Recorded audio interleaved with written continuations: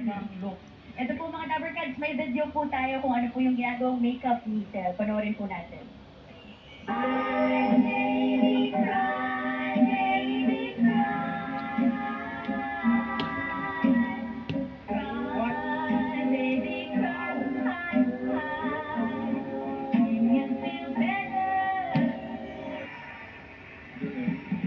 Gaano katagal yung may makeup mo? Ano yan, usually minimum 4 hours. And then ang pinakamatagal ko, umaabot siya ng 17 hours. What? 17 hours?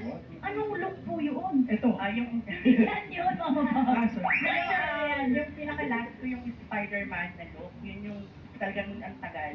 17 hours yun. Pero si Avatar, gano'n ka... 6 hours po yan po. Grabe. Pero mga Dabbercats, bossing, ganun po katagal yung pag-aayos niya. Pero Sel, ang balita namin ay hanggang doon lang daw sa kwarto mo yung makeup mo. Yes,